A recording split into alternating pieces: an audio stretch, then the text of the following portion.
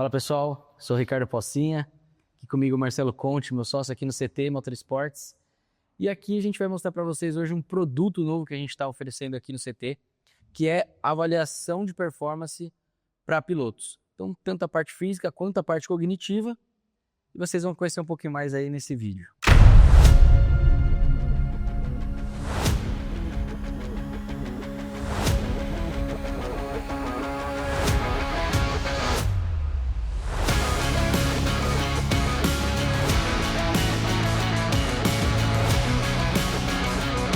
Olá pessoal, a avaliação física e de performance do CT é uma avaliação extremamente importante para os pilotos, porque a gente consegue avaliar o piloto num determinado processo do treinamento, acompanhar a evolução e identificar se nós precisamos atuar mais sobre uma condição física ou em uma outra condição, dependendo do que ele apresenta, né? A gente também tem uma média dos pilotos, então a gente consegue saber onde que ele se encaixa. Também temos padrões de pilotos de outras categorias, né, e outros trabalhos que tem a análise. Nós fazemos testes semelhantes ao que são feitos em outros centros de treinamento de pilotos.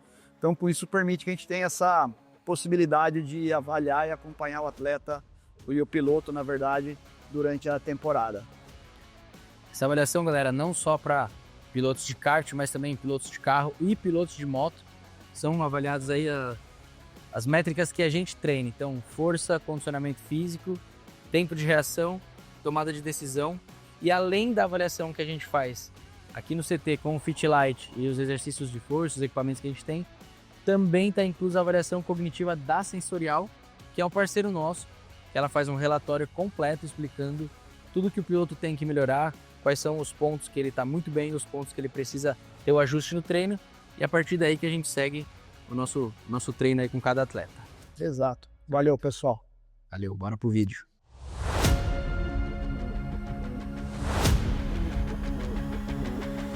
Então, a avaliação do peso corporal também é importante para a gente fazer o cálculo da massa magra dele, do percentual de gordura. Então, o primeiro teste que nós estamos fazendo aqui com o Paulo é para a gente avaliar o percentual de gordura e a massa magra do Paulo. Então, essa técnica que a gente utiliza com as dobras cutâneas, mas também fazemos com a composição corporal com a bioimpedância. Daí nós confrontamos os dois resultados. Então, vamos lá.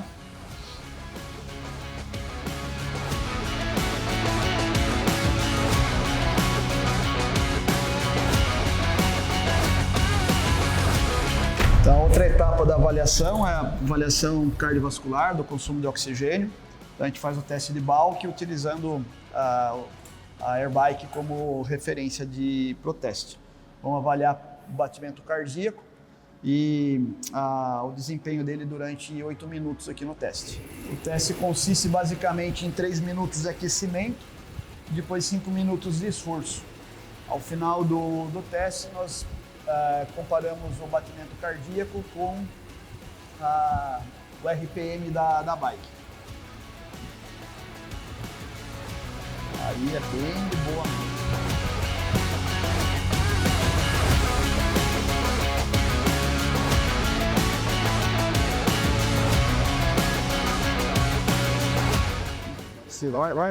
Vai. Se aumentar, você diminui gradativamente. Isso, vai acelerando. Aí, agora mantém esse ritmo. Isso, aí, beleza. Então agora eu peço para avaliar o consumo de oxigênio, a capacidade cardiovascular no Paulo. Teste de Balk, 3 minutos que ele vai fazer um aquecimento, já fez na verdade, e agora 5 minutos de esforço com uma intensidade maior, e ao final desses 5 minutos a gente verifica o batimento cardíaco e faz a correlação com o desempenho dele do RPM na bike. Esse protocolo nós adaptamos simplesmente por conta de usar o braço simultaneamente a perna. Originalmente é feito num serpergômetro usando só a perna. Como o piloto tem uma demanda de braço também, então a gente procura aproximar um pouquinho mais o esforço com a modalidade.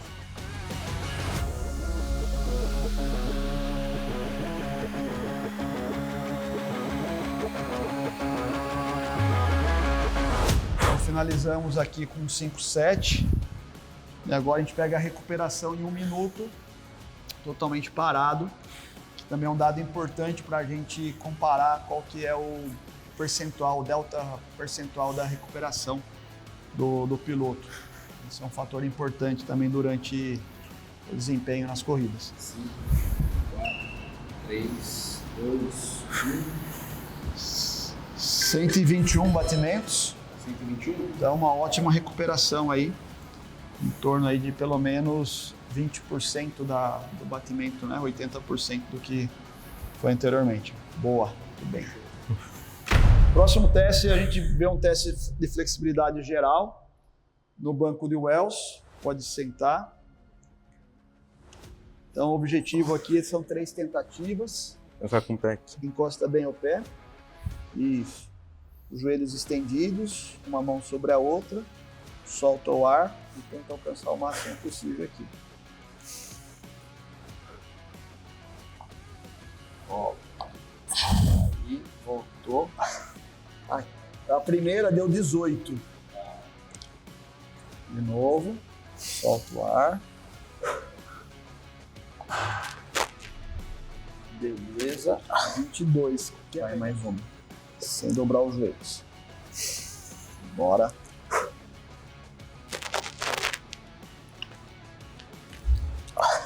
24. Boa. O teste aqui é um teste de preensão manual, também é uma qualidade física super importante para pilotos, né? A gente avalia o grip. A maior parte das baterias de testes com pilotos sempre inclui uma medida da preensão manual, tá? Então o Paulo já está acostumado a fazer. Primeiro vamos usar a mão dominante. Vai até o fundo. Isso. Força, força, força, força, força. Aí, deu. 21. Vai lá, vai lá. Manda ver. Boa. Força, força, força, força, força, força. Aí. 20. Porra. Espera um pouco. Normal. Então bora. Vamos dar uns 22 aí, pra nós aumentar um quilinho. Bora. Vem do lado aqui. Vai. Calma. Força, força, força, força, força, força, força, força, força. Tá bom. Não é? 19. Ficou no 21. Tá bom. Aumentou. Muito um pouquinho. Aumentou, tá bom. Agora com a outra mão. 20 também. Eu acho que aí igualou, né? Não, a mão dominante é mais forte, tinha sido 18. Tinha sido 18, então já melhorou. E tá mais próximo as duas mãos. Bora. 2 quilinhos tá bom. Manda a bola. Isso. Aí, força, força, força, força, força. Aí. 21. Boa. Aí sim.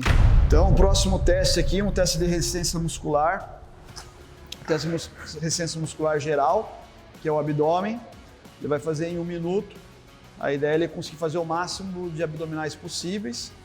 Esse abdominal ele não precisa ser completo, então ele é feito até ele encostar a lombar no solo e chegar na coxa encostando o cotovelo. Bora.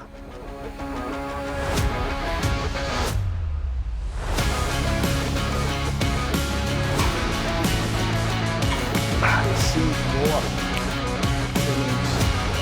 35. Quanto tinha sido? 30. Ai. Opa, ganhou 12%. 12 não, 15%. Excelente. O próximo teste também visando resistência muscular, só agora dos membros superiores. Teste de flexão de braço em 30 segundos. E aí nós adaptamos para utilizar o cavaletinho aqui, e daí a gente tem uma pegada mais próxima de uma pegada do volante, ao invés da pegada tradicional da flexibilidade, da flexão tradicional. São 30 segundos. Na hora que você falar o start, eu começo a contar. Vai. Isso. Isso. 21, vamos embora mais um. Aí. 21. Quanto tinha sido na outra? Tá ótimo. Aí sim. Boa. Próximo teste aqui é um teste para a gente ver força do pescoço. Então a gente utiliza o Iron Neck como referência para o teste. Fazemos uma tração e medimos em quilograma-força qual que foi a resistência dele isométrica no esforço.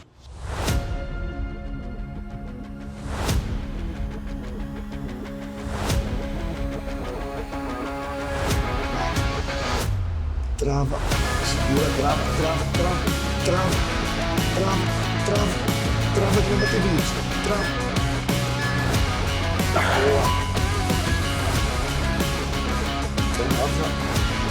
Força.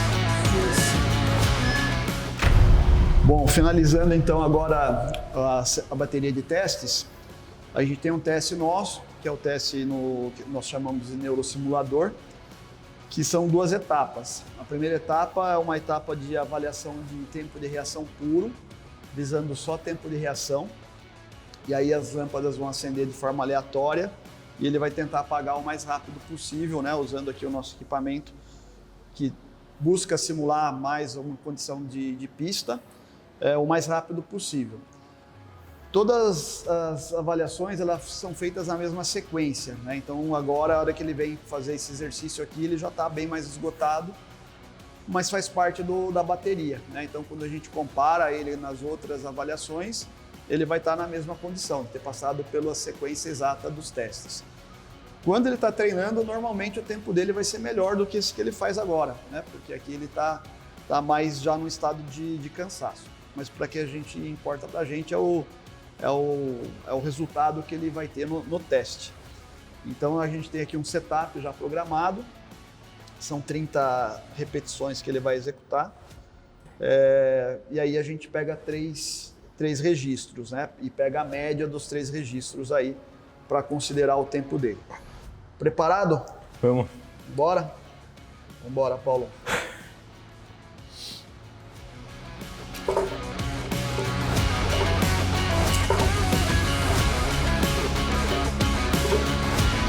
Acelera. Então agora o nosso último teste da bateria é aqui no neurosimulador também, só que agora o objetivo, além de ver o tempo de reação, é ver tomada de decisão. Então nesse protocolo que nós utilizamos, tanto para o treinamento como para o teste, só vai acender as cores vermelha e as cores verde. E aí, conforme acende o verde, ele apaga, o vermelho ele não apaga. Tá? Então a ideia é a gente ver qual que é a reação dele e a tomada de decisão. O objetivo é a gente fazer um coeficiente e aproximar, né? O ideal é que ele aproxime o tempo que ele executa na tomada de decisão com o tempo de reação puro, que foi o teste anterior. A gente faz um coeficiente no final da avaliação e avalia isso. Preparado, Paulo? Bora.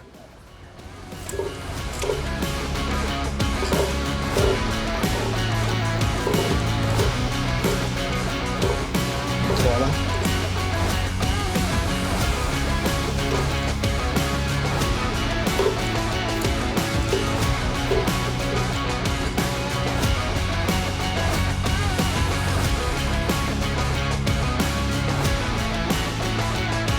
Bom, finalizado aqui a segunda avaliação do Paulo, a reavaliação depois de 3 meses.